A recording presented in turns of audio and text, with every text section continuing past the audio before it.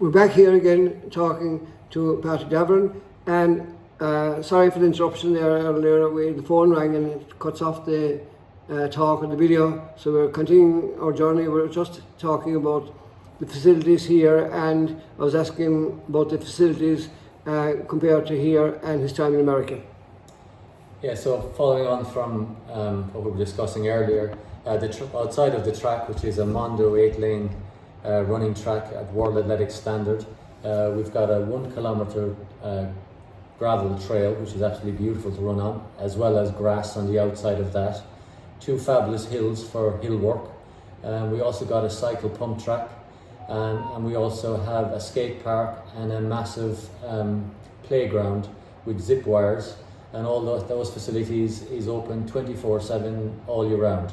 The only control, as I said, would be of the track, which is for access, and there's payment required for that in terms of €5 for students, 7 for adults, and then there's group fees as well for bigger groups, which can be organised. And we also do catering as well through our catering department at TUS.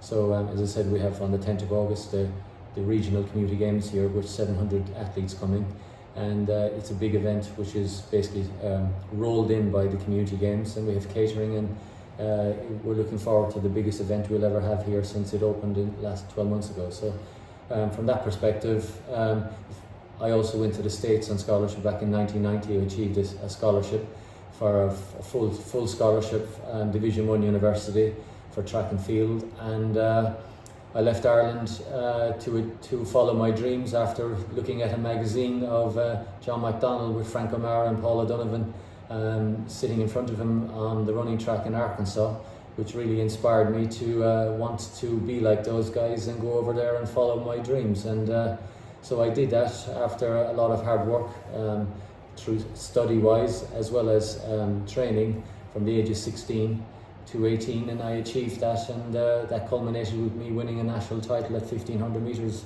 junior as well the same year.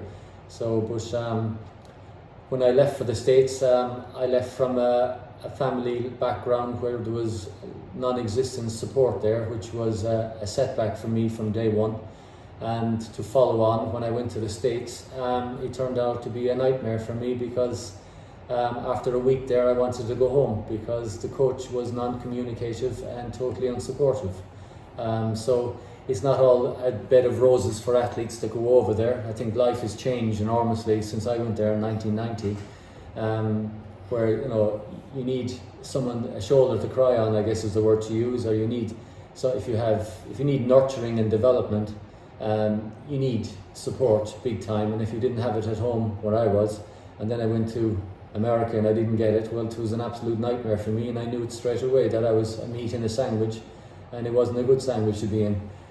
So I was very unhappy with what the situation I was in, and I'm sure there's a lot of athletes like that, because 99.9% of them in the States disappeared, and there was a lot of talent that went over there during my era, and I was probably the only one that actually stuck at it up to about the age of 30 and made it games. But even though things weren't that great for me, I still made it 2 NCAA championship cross-country finals with our team. We were District 3 champions, and I just missed the NCAA's indoor mile championships by 0.3 of a second in a race behind Marcus O'Sullivan and Peter Rono, Olympic champion in '88, and 3 Olympic finalists from America in the race as well. So Cormac Finnerty was in there as well. I think I ran a 4:05 mile, and my coach told me that I didn't deserve to be in the race. So that was the final straw for me, running a 10-second PB in a race with world champions and Olympic champions, and he telling me that I didn't deserve to be in the race. So I said, keep your scholarship, and I left after 3 years and went back, and with no money, I went back to the UK and started scratch. Ended up in Brighton, working on building sites and working in hotels and trying to make a living. And eventually, after a year and a half of begging, I got back into the University of Brighton because they were sick of me ringing them to see if I could graduate with a sports science degree, which I eventually did. So I got a Bachelor of Science degree, educated in 3 countries. And from there I kept worked for Brighton Hove City Council at the Whitteen Stadium, in Brighton, where the Brighton Hove Albion were, and where Bobby Zamora and Mickey Adams was the manager. And I was also stadium manager there for 12,000 seater stadium for athletics, and that was my training camp for athletics. It was a great nursery for athletics, because I got some great athletes and coaches came out of the club where I was in Brighton.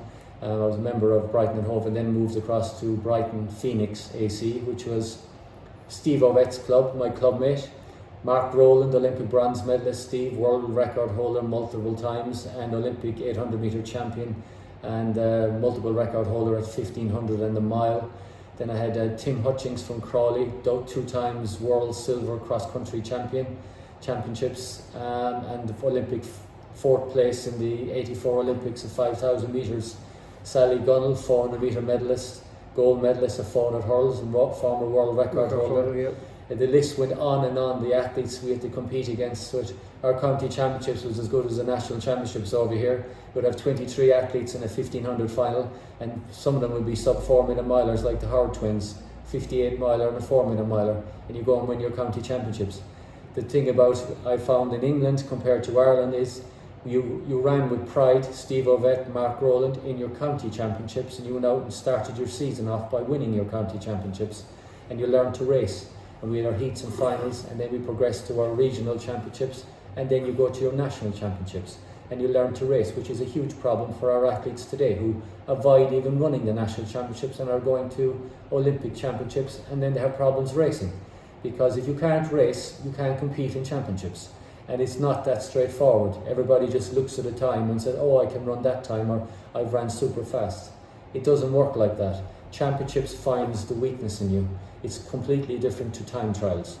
And if you're fatigued or you're weak in certain areas, you will be caught out in championships. And we see it time and time again with the athletes we're sending, because they ignored the basics of athletics, which is winning championship races, heats and finals. You got to negotiate them. It's only 3 to qualify in a heat to a final.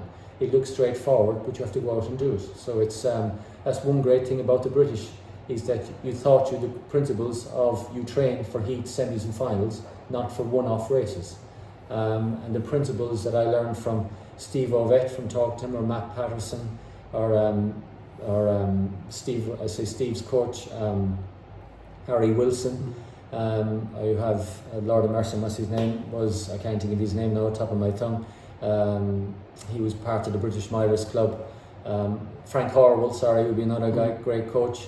And even my own coach, Noel Spellis, he was a great coach, and he learned a great deal from the Dutch athletes, because he's got his coaching education in Holland from Bob Overman, who was probably one of the greatest coaches in Europe until he passed away there a few years back, and he coached Gerrit Nyberg, and Hans Kuhlmans went to 2 Olympics in the steeplechase, which was my event, and he ran 8:18 for the steeplechase.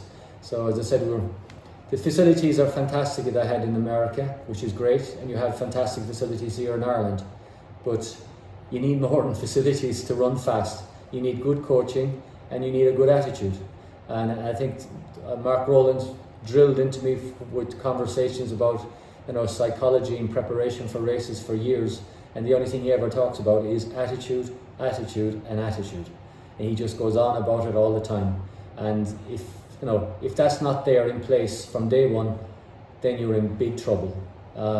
You have to be extremely professional about your sport, and you have to be an athlete 24/7 in other aspects of your life, keeping a stress-free environment, and as I said, going to bed early, getting up early, being focused, being hungry, being motivated to achieve.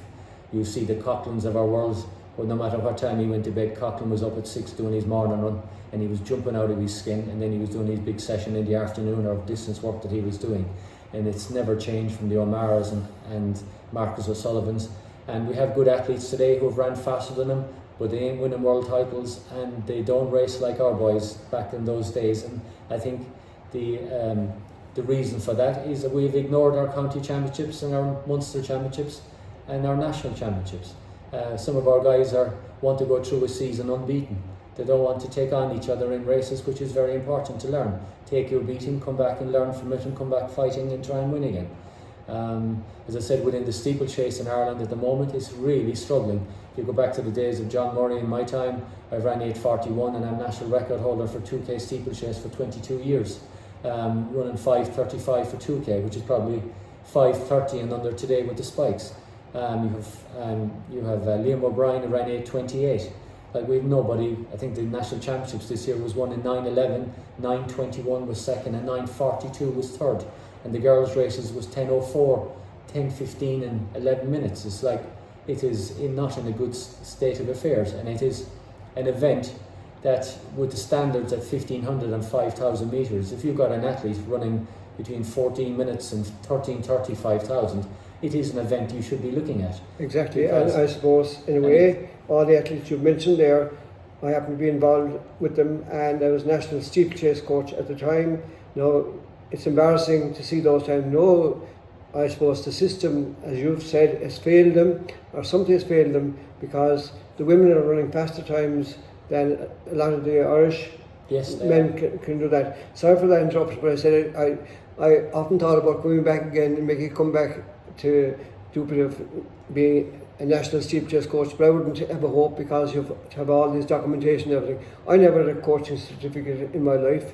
I just did it naturally, and I agree with every sentiment you've expressed there about the scholarship and about that particular aspect of it. So I'll let you back there again and continue with the steeplechase, and then you might tell us a bit more about your career as a runner, because you haven't touched on that apart from before you left Ireland and a few races you had in America.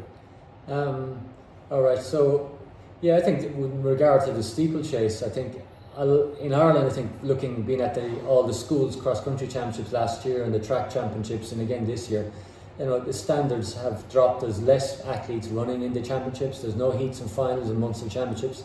You turn up in a 5,000, 3 in the race, and you go straight to the Irish schools. I mean, in my day, I couldn't even get to the Irish schools. I never made an All-Ireland schools. I wasn't fast enough. They were running 3:55 in intermediate schools. You have guys like Lord Emerson, Anthony O'Keefe from Toher in Cork, and you had Frank Hanley in Limerick. My God, the standard there at 8 and 1,500 at intermediate boys, and you John Murray running, well under 9 minutes at 3,000 metre steeplechase as a schoolboy, and you Mark Carroll, Niall Bruton, you Ken Nason. I mean, the standard was just unbelievable compared to what's today, and that's even with the spikes and shoes that are getting free time on top of that. So it's times have changed, but yes, I think a lot of people look at the steeplechase as maybe a soft option, which is not, to get an easy medal possibly. But if you want to be a good steeplechaser, you need a very good 800, you need a very good 1,500, and you need to be good at distance over half marathon, 10k and 5,000 metres. And you need to be very good flexibility. I think when I started, around my first race was a league match down in Plassey. My coach asked me, would you like to run the steeplechase? I hadn't a clue, but I used to love jumping ditches and walls as a kid, running around the fields in Kerry and Causeway, where I was from. And he just walked around the track and said, you fancy jumping a water jump? And I said, as wild as I was for the sport at that age, I said, yeah, I was up for it. So I was in a league race down in Limerick, and Liam O'Brien was in it, and he was Olympian at the time, and Liam was cute, and he thought these young lads just tear off at the start, and I was one of them, and unfortunately I never came back, and he couldn't catch me. He left, the gap was too big, and I ended up crossing the line ahead of Liam. And that was my first steeplechase race I ever ran. I think I ran 9:30, and I won the race, and Liam crossed the line, and he never forgot it. He said, you devil, he said, yeah, I left you go and I thought you'd come back, and the gap was too big and he just couldn't catch me. So, it was a great experience for me, but I loved the steeplechase from that day, and I persevered, and as I said, got down to 8:40 before illness ended everything for me. But, I got to a Commonwealth Games final, and in the States, as I said, I made 2 NCAA championships with my college, ran a 4:05 mile, 14:20, 5,000, and 3:46, 1,500, ran in the Penn relays, Florida relays, made 2 NCAA cross-country championship finals. We won 2 districts, part of the team that I was running with. But as I said, I wasn't that happy over there. It is incredible facilities. I had an indoor track, 5 laps to the mile which was in a dome. The facilities they have over there are incredible, like the facilities we have here in Tuss in Clonmel, which is the regional sports hub. But it's not all about the facilities, it's about the coaching. which is a big problem. The biggest problem we have is coaching and keeping 15, 16, 17-year-olds in the sport and getting them to achieve. And that's where our problem is. How do you keep them in the sport, and how you keep them interested, and how you get them fit? We have kids who are great at 10 or 11 and they're still training at like 10 and 11-year-olds when they're 17 and 18, and they're wondering why they're not improving. You've got to put the work in, and it takes a structure and it takes a logic, and you have to listen to an athlete, and you have to have an appreciation for an athlete when you coach an athlete. And unfortunately, with the coaching education, that's not being told, and that needs to change if the standards need to improve going forward. And as I said, we have athletes running incredibly fast times, down to the footwear that they're wearing, which are giving them 3 or 4 seconds over 1,500 meters. But secondly, the way we approach the sport as well with coaches, we seem to have athletes with loads of money now. They go to Belgium to run 4:04 for 1,500, and yet they won't run the Munster Championships down in Templemore, which was running 3:58. And then they'll say, oh, the race wasn't fast enough. We won't have athletes who won't even go out and make the pace or have the bottle to try it, or somebody has to hold their hand and do it. That's not how you run races, and that's not how you achieve. You've got to be brave, you've got to be ambitious when you train, and you've got to keep an athlete fit, fresh, and be shrewd about your elevation of an athlete and target championships. It should be nothing else. Target championships, that's it. Not time trials and a fast time. Fast times come out of good racing. And if you race well, you shouldn't even be wearing a watch on the track anyway. And even if you're doing training sessions, if you're not with a coach, they should be timing you, and you should be wearing no watch, because you should be concentrating on your running and learning to feel what a 64 or a 68 or a 72 is. The sport has gone way forward from where it was 30 years ago in terms of times, because of technology has moved forward with super fast tracks and incredibly fast spikes and training shoes for both road and track, and that's the way it is, whether it's good or bad for the sport. You shouldn't be comparing anything before 2018 with what happens after 2018, because at the end of the day, our last bastion is competition in championships, and we're still struggling these days to get athletes into finals. And as I said, outside of Adeliki and maybe the relay, we're going to struggle to get somebody into a final at the Olympics in Paris. Hopefully I'm wrong on that, but the standards are so high, if I'm a betting man, I don't see anything more than that there, because we just don't have the athletes to do that at the moment. So hopefully with the development, and as I said, with the athletic federation that we have, and with the success that we had at European Championships, that more athletes are going to get into the sport, and more people from different countries that are coming to live here with heritage in throwing events and hammer and shot and discus and javelin. But with those people, business people who are successful and manage people, then maybe they'll come into athletics. And because if you're a good businessman and you have a grow for your sport, you can be a good coach as well. It's not about doing a weekend course to cover for liability, which is important, but you have to have a coach who is astute and knows what they're doing and how to work with people and get them to elevate. So as I said, I'm in the perfect ground here where I am, and my ambition is I have 2 athletes at the moment. I find it very hard to find athletes to coach, and I've been scouring the country for them, to work with boys and girls with talent, 16, 17 years of age up to have a grow for the sport and want to achieve. But hopefully, I have no excuses where I am, and hopefully over the next few years I will find them. And I would like to have a camp here of group of 10 or 12 boys and girls who are ambitious and want to go to a scholarship to the States, or they don't have to stay here and elevate maybe up to Olympic level and do the country proud and do their parents and family proud, and also do their talent proud, which takes time to develop, not a year and 2 years. You need to be giving it 8 and 10 years down the road. So hopefully I can achieve that, as Liam did, finding Sonia all those years ago. But as I said, I do like to work with 15, 16-year-olds because I have a lot of knowledge, and I've learned a lot through my successes in the UK, where I was British 3A's bronze medalist, British University medalist over 5,000, inter-counties medalist over the mile, 10 area titles between 1,500, 3,000 steeplechase and cross country. I won everything from 400 to 20 miles on the road, track, cross country in the UK. Everything I did in championships UK was heats and finals. I represented Phoenix for years, Brighton Phoenix, and they're life members of them, and I'm very proud of that. And I said I made a Commonwealth Games final representing England because I couldn't get an Irish vest all those years ago. That's the question I was going to ask you. Was it illness curtailed your career? I know it did, but what was the story about getting an Irish vest? Did you try or? Well, I was national under 20 1500 metre champion, beating, I think on the day, which is one of the best junior races you'll see for many years. I think Adrian Brunton was in the race, who came home from Arkansas. He was our Nigel Brunton, sorry, who came home from Arkansas University that year. He had a personal best at 3:45. He was our fastest junior in Ireland that year.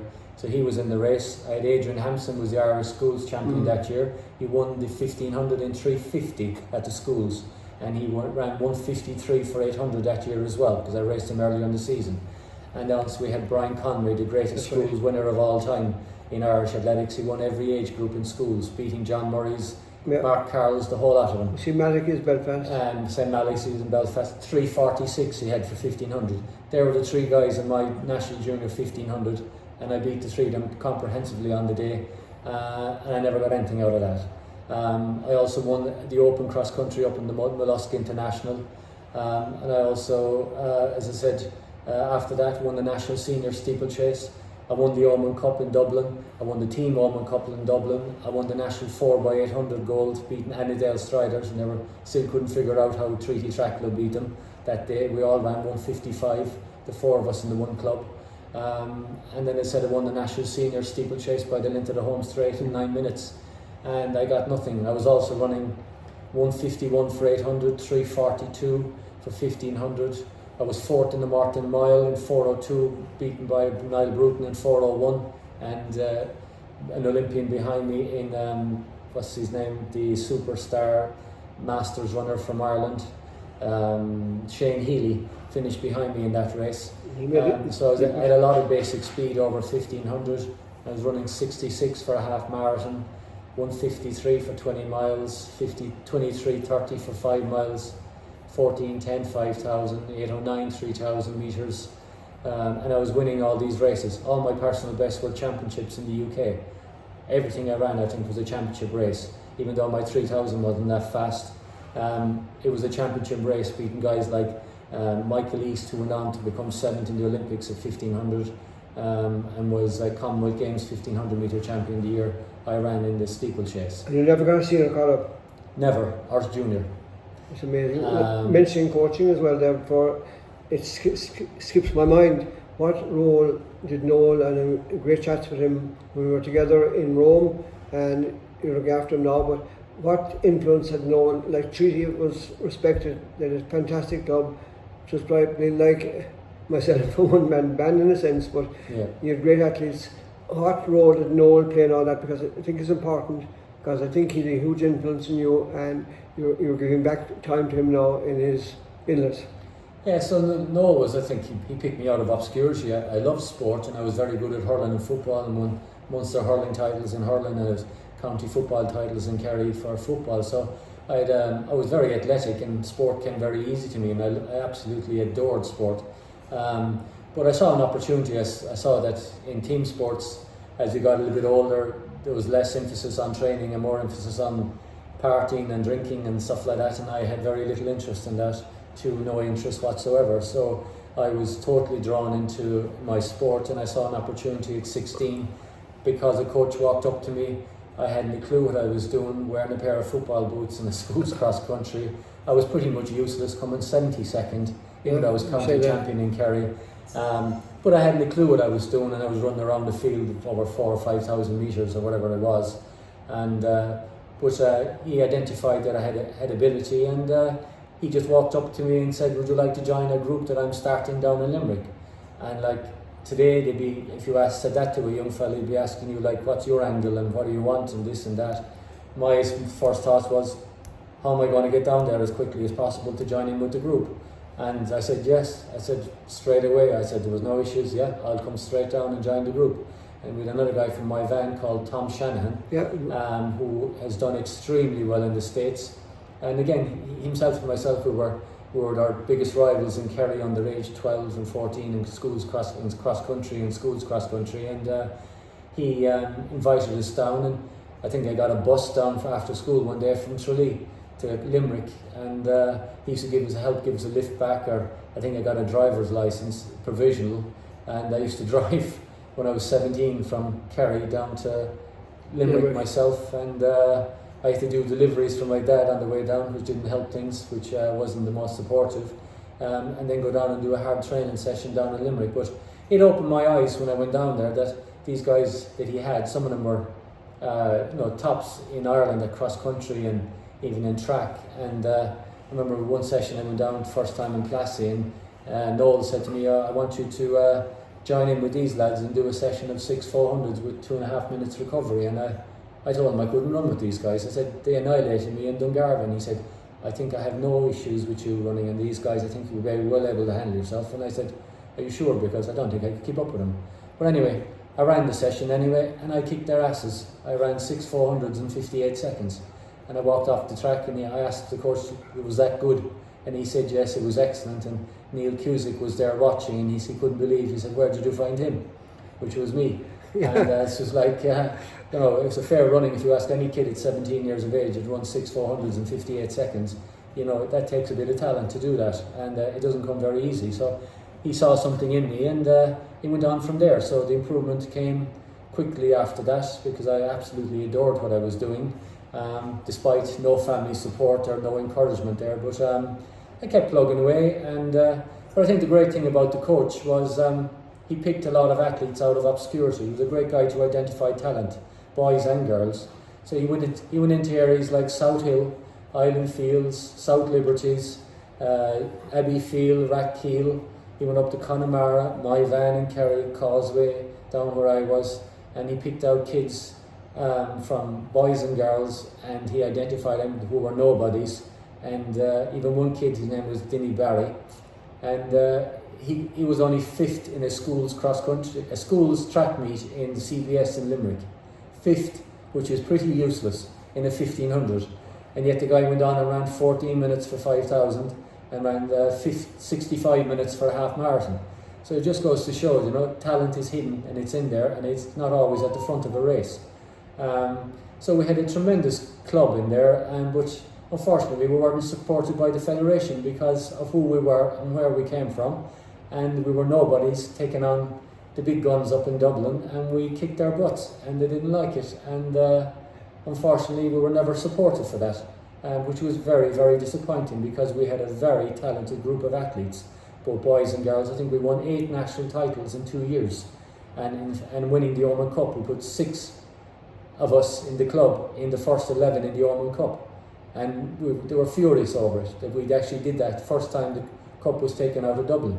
But it's disappointing to see that, and they did other things as well to us. We couldn't get into nationals to Colm Tobin was a great 400 metre runner. Noel spotted him in a 100 metre hurdles race, and he ended up running 52 for 400 hurdles and ran 149 for 800 and went to Boston University. Guys like that, and did really well in university and got good degrees. So the States is a great opportunity for people, boys and girls, whatever academic background you have. If you're very bright, you can get into colleges like Harvard, as long as you've got athletic excellence, or you can go to Yale or Boston. And if you're not as bright as that, or not as academically gifted, there is other opportunities there as well. But you have to work your butt off over there. I was pre-med in the States for 3 years, working with cadavers, human physiology, and I enjoyed it, but I just wasn't happy over there, so I left, and due to, as the reasons discussed earlier, and went back to the UK. I think I was pretty mad and pretty brave to do it. Had no money, and I started from scratch working on building sites down in Brighton, and went on from there. Did I have help or support? I had nothing. But yet I travelled, and I went to Spain for a year, trained with Puerto de Alicante, and was 3rd in the Spanish Club Championships. And we got 30 Sussex titles from 800 to half marathon on the roads, track and cross country, over my years there. So I did achieve an awful lot, and making the Commonwealth Games final, I suppose, was the proudest achievement I did. But unfortunately, illness did destroy things, because I truly do believe with the work I'd done, the level I was at 820 or 830 steeple in the 30s and 820s was there, but I never got to fulfill that, but that's life. But I want to give the education that I have and the knowledge that I have gained. I'd like to give that to the athletes here in the region of Munster or anywhere in Ireland to, giving back. I think I have more than most in terms of experiences and education.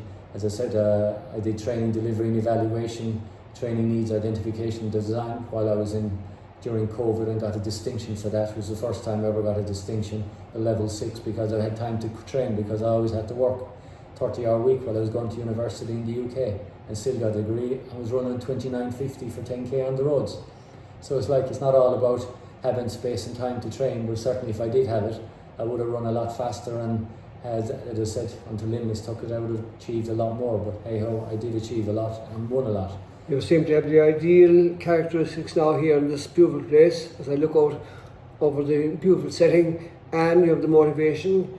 All you need now is the athletes and people to support you here. Yes. And I think hopefully following this get together that will happen. So again, we spoke very, very often in Rome about some people that were running, and there was one guy I can never understand, Doyle, that he wasn't on the team, and I think he's the best racer of all them 1500 metre runners. Oh, without a doubt. Yeah. I think he's proved it again. He's won the national championships for 3 years. He's a canny racer. I watched him down in Cork City Sports again, and is at the national championships. And he is a very clever. Martin Miley. And then Martin Miley repeated it. He even admitted after the Cork race that he gave a little bit too much away to the winner during the race, and as he said afterwards, you can't give an inch on the track, and he's dead right. He's a great racer. He's got to a very high level, running 3:34 1500. But the guy, which is a worry for other athletes that we have, is that the guy can win races at 3:34 flat himself, and he can go out and make pace, and he can dictate races, and he's extremely well, cunning on a track, and he deserves his place at the Olympics, and I hope he runs really well over there. And he's had a tremendous year again, and it is his first games he'll be at. And as I said, he's slowly improved as time goes on, but without a doubt, he's our best miler. He's not our fastest miler, but he's our best racer, and even guys who are running faster than him cannot beat him, because he's at a level where he can race consistently, and I do believe he can take heats and finals. He's a fine, big, imposing athlete. He's very well coached, and as I said, he knows where the finish line is what we want, and these are the type of athletes we should be sending to the Olympics. And I don't want to go into the other personalities. I know, and we've discussed it quite often, that some of the talent now seems to be drifting away, like that young man from West Cork, and I don't know what's the reason these kind of super talented people seem to, it could be injury, we don't know what's happening. You need a lot of scope for athletics. I think you can be very good as an athlete at 17 or 18. I think if you take the instance of an Aidan O'Brien training a 2-year-old, it's like you can have a precocious 2-year-old. If you race them too much, they won't grow into a good 3-year-old, which is what you want at the end of the day. I think you have to be very athletic to be an athlete. You have to grow into the sport, and not being good at 16 or 17. It's great if you are. Some achieve great heights at precocious at that age, but some might take their journey could be longer, and they achieve that level at 28. It doesn't matter. Everybody has their own journey in life, but you have to grow into the sport, and you have to have stature there as well to do that. And say physically, you have to be. If you look at the top British milers we have globally, the Kerrs or the Whitemans, like they're fine structures of athletes, or the Laura Muirs. They're fine athletes on the track, and they've grown into the sport and physically developed. That's not everybody's going to be like that, unfortunately. Some will be very good 2-year-olds, but they'll never be a good 3-year-old, unfortunately. That's a fact of life. But that's what and a coach needs to identify when you're looking at potential, that your golden nugget could be 5th or 6th in the group, not 1st. So it's something to look at for people, and it's athletics is a very difficult sport, and you have to develop over time. You can be very good at 20, 21. You need to keep the hunger, And as I said, you have to be have the stature as well to grow into it, because the sport has gone from 7:45 10, 20 years ago was awesome stuff. Now it's nothing. 13:10 for 5,000 doesn't even get you to a qualification to an Olympics, where back in the time of Franco Mara, you were at the top of the tree. Now you're at the bottom of the tree with it. It's moved down now to 12:45 for 5,000. It's moved down to 13:30 or 3:30 at 1,500 is the norm. 1:44 is almost an irrelevance at 800 metres. Same with the girls. If you can run 3:55, 1,500, if you can run 1:57 at 800 metres, you're not even at the races. So it's, yes, what sounds good 2 minutes anymore at 800 or 1:44, you just barely get you a qualifying time to an Olympics, but ain't going to get you much farther than that. So what you're saying there is getting into my mind that the whole structure in Ireland must change. Getting away from, as I said, time merchants gathering all their information and making athletes out of them, not time trials. Yes, I think that's a different training structure. I think that comes from coaching as well. Just because you can run 3:35, 1,500 doesn't mean you can win a race. Can you win a race in 3:42 if it's a slow pace? Can you win a race in 3:40? Can you win a race in 3:32? Can you win a race at 3:35? It's a different ballgame. You have to learn how to run slow, fast. Like you saw the guys in the 10,000 at the European Championships, they've all run 27:50. But it's how you run that 27:50. You can go on a time trial and be running 66s or 67s all day in a race and then get a fantastic time. And it is super running. But if you go into a championship, you might be doing 72s for 5 laps, then you might go down to 62s, then you might go back up to 68s, then you might go down to the last mile, might be a 4:04. Then it's a different ball game, and athletes can't handle that because they don't train for that. You need to train for change in speed, and that's a different orientation to going out there and doing same paceless all the time. You cannot do that. It's a different mindset. If you look at the British athletes, and I keep saying because I came through a British system, but you look at the girls and boys that go to the Olympics, Europeans, they're all making finals, they all can race, they all can negotiate heats, semis and finals. If in the British Championships, you have to run your British 3As predominantly, unless there's some issue, but if you don't run it, you ain't going anywhere, and if you can't run the A standard, you're going nowhere anywhere. So, we need to raise our standards and take away complacency. And if guys are going to the Olympics at 1,500 or whatever, 5,000, they need to be in the national championships competing and taking each other on and go out and medaling. Because if you can't medal in your national championships, what are you going to do on Olympic level? Because it's up and down 10 notches. I always made it kind of a point that when athletes were getting small money by world standards, but certainly sports grants for athletics, that it could have been handled better. I think, and it's happening now recently, that the coaches involved with the athletes would get a certain amount and they'd fall or rise on what they achieve, and a lot of the money kind of, I think, is in certain areas is kind of wasted. No, not certainly if you look at the ladies in the 400, leaving Adeleke aside, there's still a very, very high standard in women's 400 metre running. And, have you any ideas on that? Or, I know you said earlier that Adeleke will be probably our only individual medal prospect, but then again, the relays depends on her as well. How is she going to handle that? Yes, I think it's a difficult situation for her, but I would say it's an individual sport, and I would say, listening to her Coach Flo, the priority is the 400 metres. So if she's in an Olympic final, which is what they're looking at, and from the way they've elevated through the season, they've raced very sparingly. That their peaking will be for the heats of the 400 metres in early August, and that is their priority, and they're not going to jeopardise getting fatigued. That might cost them a medal because they can't find 2 or 3 tenths of a second to get you a medal in the Open 400, because the standard will be ferocious. It will probably take a 48-second 400, and there's 4 or 5 girls probably capable of doing that in that race, and she would probably have to run a national record and the race of her life to be in the medal hunt. But she is definitely in that conversation currently. She looks in great shape, and psychologically she's confident, and she's winning races, which is very important. And her coach He's excellent. He's a product of the late John MacDonald in Arkansas. Never know that. So Coach Flo came from Arkansas. So Yeah. he Was I a bit critical of him when he was kind of, I thought, disingenuous when he said that she went off too slow in the final. He was probably right, but I thought it was kind of, a bit harsh.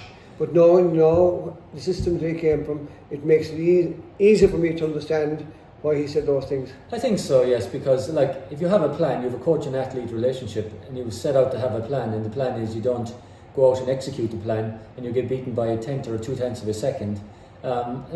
Gold medals in the European Championships or World Championships or Olympic Champions, they don't come around very often, and you won't be at Olympics for another 4 years, and 4 years in the life of a human being is an enormous amount of time. You can be injured, whatever, not running as well, out of form, so you take your opportunities when you get there. So yes, I'm sure he's critical, and at high performance level sport, you have to be critical and you have to analyse things and you have to be rational with athletes and coaches. Coaches have to be the same. There has to be a line there. People might be shocked by that, but this is top level sport. It's dog eat dog out there, and every inch, you cannot give an inch, as Cathal Doyle said in the Cork City Sports. It cost him a win, which he rectified and beat the guy that beat him a couple of days later, running 2 seconds faster. So if that was an Olympic final, he'd be kicking himself for the rest of his days. I didn't execute my race properly because I gave a bit of ground away at the wrong time, and I couldn't get it back, and this guy beat me to a gold medal. That type of scenario. So you have to look at it from that perspective. Whether coaches are looking at it from that perspective, I'm not sure. You need to have the talent as well. That's one thing. It's easy to say go and get a medal in Olympics or a European level. You need to have the product as well that can go out and get medals. But I think you have to raise the standards at the lower level for the standards to be higher at the higher level and elevate up. So if the grassroots is not high, well, the standards at the top level, at national level, won't be high either. So you have to work from bottom up, and that starts to me is in the schools and out in the communities and clubs, going into communities and engaging with communities and people who might be hanging around in street corners or everything. Go and talk to them and ask them, do you like to try this or try that? My God, the track is here for them. Come and welcome them in and give them a go. You never know what you find in there. So I think that's a fantastic summary, and to summarise what you're here for, what you're doing, I found this conversation totally revealing, because there's oceans of, I suppose, buckets of wisdom there, not wisdom that comes from books, but wisdom that has come from experience. And if all those things are put together and people listen, there are certain things that we spoke about, well, you in particular, that some people won't like, but so be it. We're here in the honesty and integrity of the sport. So I wish you, the very, very best in your future endeavours. And if you want to kind of summarise briefly what it all means to you now, I seem to think, despite what you've gone through, you're in a good place, you're in the right place to do what you want to do, and I hope it will happen for you. Thank you, Liam. I think the main thing is I love athletics, and I love to see young Irish people achieve, and I don't care what background they come from. I think everybody should be given an opportunity to go out there and achieve, and be given the opportunity to do so, and everybody should be welcomed into any sporting facility to get the opportunity to try something and enjoy sport. Not everybody is going to be a good athlete or a top level athlete. We'd all love to be Jakobin Gebertsons, but we're not all like that. We didn't have the support of family or a structure like that, which is quite unique. But there are lots of ways of getting to the top. But if you have got a bit of talent, you have to work at it. And how far can you go? Well, that takes time, and nobody's got a crystal ball. But if you perseverance is one word you need to be using. But as I said, I welcome anybody into this sport. I don't carry grudges or anything with anybody. I want to work with the Athletics Federation of Ireland. I've welcomed Mark Keneally in here to come with if they want to have training camps for European cross country. Anyone wants to come and talk to me. I've got a lot of information. I got a lot of education in sport and background and wisdom, and I've lived and trained at altitude and trained and met and worked with Ray Flynn for 12 months when I lived in America on scholarship. So I've learned an awful lot. and work with Olympic medalists, Olympic champions. So I think I know a lot about how to achieve in this sport, and attitude is a key one to that, and being cunning in your coaching and having a product that's hungry. And if anybody watched Daley Thompson last night on BBC Two, you'll see what the hunger and the desire and that's required to achieve at the highest level. And the guy had two coppers to rub together, and they travelling on 3 or 4 trains every day to get to Crystal Palace so he could train with Frank Dick. Will tell you, there was no money in it back then. The guy was absolutely incredible. He was a wild character. I met him a few times, but he had a great sense of humour. Some of them people didn't like it for that, but I think he kept that sense of humour, which kept him ticking over, because he had a lot of hard times trying to achieve and be the best in the world, which he was. And then you can achieve that here in Clonmel because we have the facilities to do so. I said I love middle distance running. I have an awful lot of knowledge from 400 metres up and in steeplechase, and I got to a pretty high level, and I was very good to win races. So if anyone is out there, boys or girls, have ambition in the 15, 16 plus age group and want some help, I'm very happy there to help them and support them. And I want to have Olympians training out of this facility, and we have got a couple of athletes here that train every day, Sean Tobins and Dave Mansfield and Willie Mansell's, and I have 2 young athletes myself that I'm coaching at the moment, and I want to have lots more boys and girls helping maybe get the scholarships to the States, and hopefully representing Ireland with honour, and who can race and compete and making finals is what we want. We need to start off with making finals in middle distance, and hopefully we can help athletes do that, because the talent is out there. It's a tough old game. I think there's more support today with shoe contracts and the groups, Hoka groups, and them all over the world now, which makes things a little bit easier for athletes. But you do not necessarily need that. If you need family support, a good family structure is a huge help. It's vital for anyone to achieve that you have, your parents are behind you, they have your back, and they give you, help you with a few quid, because life is very expensive nowadays. But here in Clonmel, it's the cost of living is not too bad, and as I said, we've got facilities here, and you've got a good network of people here so we can achieve. And hopefully, more people will come here to train and live and work, and hopefully down the road we'll have Olympians, and myself and Liam here will be going to see them in Rome and Budapest and other places in the years to come, and hopefully we'll be involved with them. One last thing which I want you to elaborate maybe a little on. You know that Steve Ovett was a great friend of mine. He ran on a grass track in Middleton in the 77, and at 5,000 he ran 13:53 on grass ahead of John Tracy and Johnny Deegan. And then a couple of years afterwards, when I built the track in Tullalise, he came for the opening of that, and he remained a great. He never took a cent. He never, He's a great guy. Yeah. So give me run down your relationship with him, because I haven't come across him for a while.